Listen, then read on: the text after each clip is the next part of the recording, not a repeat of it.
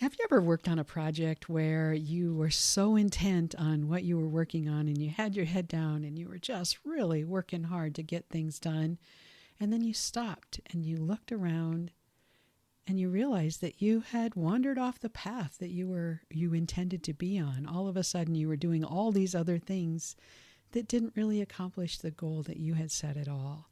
I don't know about you, but that has happened to me before. And I've realized that sometimes I can just get so caught up in what the world tells us we should be doing that I lose track of what I know is right for me and the plan that God has for me. And so today I want to talk about how we can get back on track and how we can know what God's plan is for us. So I just am really excited to share with you some of the lessons that I've learned along the way in life and how we can build the fortitude to live in God's will. It was a lesson that I really needed to come back to, and I'm thinking that you may need to too. So I hope you'll join me. Welcome to Longing for More, where Christians come to strengthen their faith, revive their soul, and learn to live their lives with a sense of fulfillment and peace. Listen each week to learn how to incorporate your faith into your daily activities, stop wandering through life feeling empty and unfulfilled, and begin to live your more. Let's get started.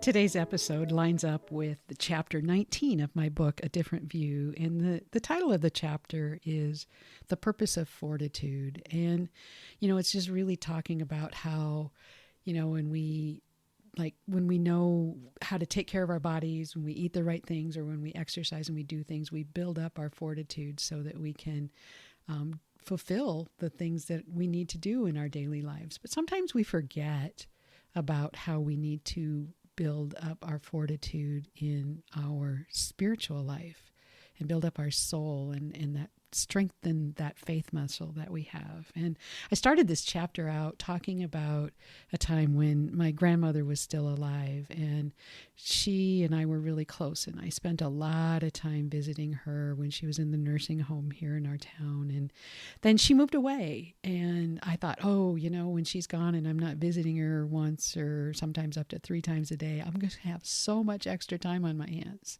And then I didn't. And then our son went off to college, and I thought, okay, yay, we're empty nesters now, and I'm just going to have so much time on my hands. And then I didn't. And we're all that way, aren't we? We fill our lives. It's just like the time gets filled up with something. And what I think is important is that we remain cognizant of what we're filling our lives up with so that we have the fortitude to do the things that God calls us to do. It's like there's always something that's going to fill up our day, but we need to choose to do the things that really matter, and that's really important. In front of our church, there is a big stone, and we put it out there after we did a huge building project at the church, and it's from the scripture on the stone says, "Thus far the Lord has helped us," and that's from 1 Samuel 7:12. And I was really reminded of that concept and that verse this week. God just brought it to me kind of like this big aha moment, because I've been working on this project, and I've been wanting to do a release of a big study of this book, A Different View, and get people involved and excited about the material in there. And things were coming together, and then all of a sudden they weren't coming together. And I was trying so hard, and I was starting to have some doubts about, the different paths and the direction I should go and everything. And it really felt heavy and burdensome. And I was reminded of a time many, many years ago when I was the Sunday school superintendent at our church. And I always remember every fall it would be time to call and get teachers lined up to teach Sunday school. And those, I don't know. I mean, it's hard to ask people to help. I don't know about you, but that's an area of life where I kind of struggle. I don't like to ask people to put them out in any way, but somehow that was easier for me. And I remember saying, when we're doing God's work, we know that we're on the right path, and it's easier, that it flows, right? And that was so true in that situation. He always brought me the teachers that I needed every fall, and they were wonderful to step up. But I didn't ever hesitate to ask back in that situation. And a similar situation was during that era of my life. My son was in, his later years of high school, but his daycare provider from when he was much younger got cancer. And of course, we rallied around her and how could we help? And one of the things we decided to do was to hold a fundraiser, a benefit for her. And I stepped up and said, even though I'd never done anything really like that before, I was like, I'll take the charge. I'll take the lead in this. And I can't even express all of the many, many ways that this community stepped forward. And, it was like if I needed, anything, and it just like all of a sudden somebody would call and say, hey, what about, this? Can I do this for you? It was like it was crazy. I mean, people were offering sometimes before I even realized I needed it. And we had such a successful fundraiser. And once again, I was reminded that when we're doing God's work, he just opens the doors, and we don't, it's like, yeah, we have to do the work. It's got to be, there's effort into it. He never ever said that he's going to take away our labor, but he did say that he would ease the burden for us. And it always reminds me, I come back to Matthew 11:28 through 30. Come to me, all of you who are weary and carry heavy burdens, and I will give you rest. Take my yoke upon you. Let me teach you, because I am humble and gentle at heart, and you will find rest for your souls. For my yoke is easy to bear, and the burden I give you is light. Again, that's from Matthew 11:28 and 30. And that is so true. When we partner with Jesus, he does help carry the load. But I don't know about you. There are just so many times when I just get excited about what I'm doing, and I find myself all of a sudden trying to control everything and to make everything happen. And that's kind of what was coming about with me on this book study. I truly love this book. I feel so blessed that God gave me the message. But I also realize that even though I would want everyone in the world to read it, I really believe in it that much, I can't make that happen. And as hard as I try, it's not my job. I talk a lot about, what is mine and what is God's. And yep, I will keep taking the next step, and I will keep doing what I need to do. But there is a time when I just have to step back and let him do the heavy lifting, or at least help carry that burden. And so one of the things that really stood out for me this week was that I was trying too hard. I was trying to carry the burden, and it really resonated with me. I'm doing a book study on the book Undistracted with my dear friend Dana Lyon. She does beautiful book studies. So if you ever get the chance, let's join me in that. But we're doing Bob Goff's book Undistracted, and in this book he talks about a time where he bought this giant horse, and it's a great story. And I'm not going to even try and tell you the whole story. But he talked about how this horse got away, and he started chasing after the horse and realized quickly that he was never going to chase this racehorse. He was going to, if he could chase it all day long, he was never going to catch the racehorse. And he reminded us that, in his story, he talked about how he just stopped and went back to the barn. And folks, this is so powerful, because it doesn't mean that we, give up trying. It just means that we come back to the things that are really important in our life: our faith, our family, our purpose, our joy, those things that make us who we are.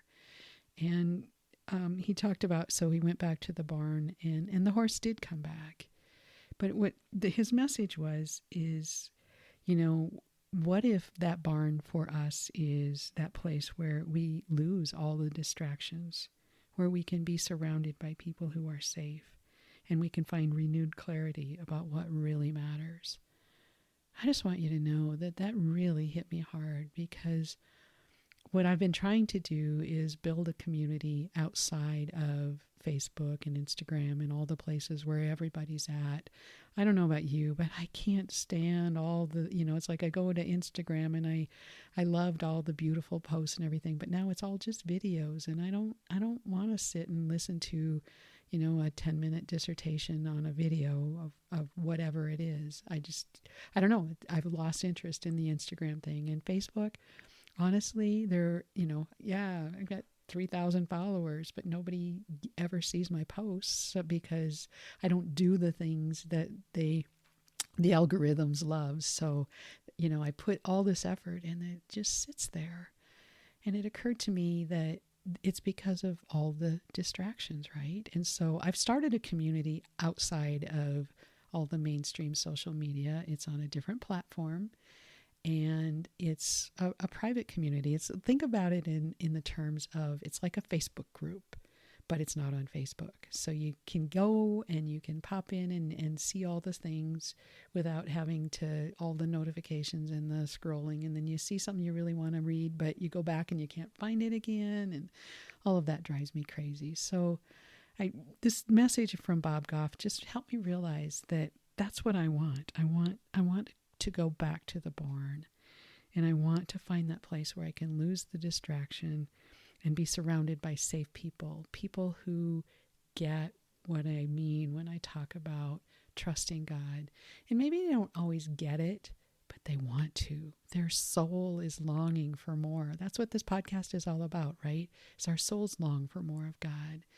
And I want this place where people can come and truly feel like they can speak what's on their mind. They can talk about the hurts that they're going through and get encouragement and support from other people who love God and trust God and want to come back to the barn. So I'm inviting you right now to come into my community. I'm going to be putting out always on my emails. I'm going to be having invitations on my emails. But if you're not on my email list, you won't get that. So, go to my website and join my email list. I'll put it in my show notes here too as well. If you're in Facebook, DM me, because I'm not going to leave it entirely. I'm just not going to let it be my main focus. I'm going to quit pushing that stone up the hill, and I'll go out and do it when I've got a message to share, but it'll be ancillary to my page where I will put things out there, and I know that the people who want to see what the message God has given me on any given day, they'll know how to find it. So there's actually going to be a free space on there, and there's going to be a paid membership that's going to have a private podcast and all of that. And again, let me know if you're interested in that. I'm building all of these things. I'm going to do that study in that private space. I got all kinds of really cool things in the mix, but I've just decided that I need to take that step back and do it in a slow, methodical method, the way that God's wanting me to do it, instead of trying to get ahead of him and trying to catch that horse that's gotten away. So it's kind of a mixed analogy in a couple of places, but hopefully you understand what I'm trying to say. So I truly hope that if you too want to get away from that world where life is distracted, that you'll consider joining me in my Live Your More community. Again, find it. If you can't find it, text me, message me, email me. I don't care. Reach out and I will get you a link so that you can join us there. I said in the introduction that, this is all about building fortitude so that we can trust God.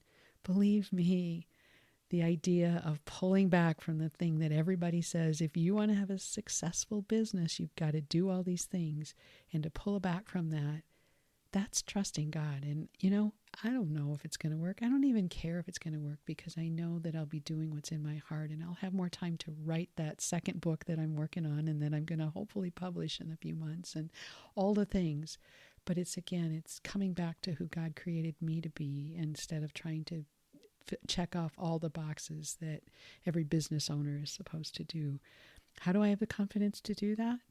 Because I know that thus far God has helped me, and he's always going to continue to help me if I continue to do his work. And how do I know that?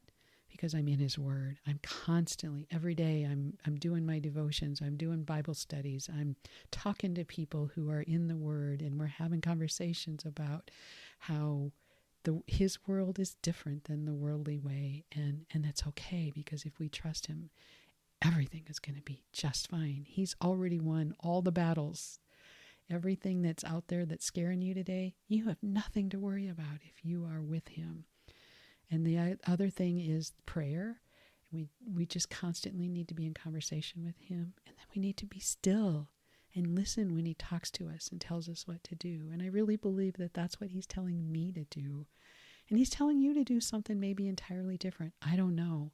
But if you're feeling the nudge to join me in the Live Your More community, do it now. Don't forget about it. Don't get distracted and get pulled away, because Satan would love nothing more than for this message, the longing for more, the live your more, a different view, equip for more, all of the things that I'm working on. Satan would love nothing more for that to go away.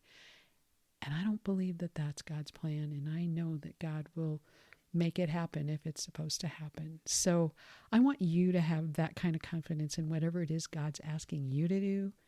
But we need to walk that journey together. So I hope you'll join me. I hope that you will come over and walk the walk with me. And if you know people who are sick and tired of all of the things that the world tells us we have to do and wants to go to that safe barn, if you will, invite them to join us as well.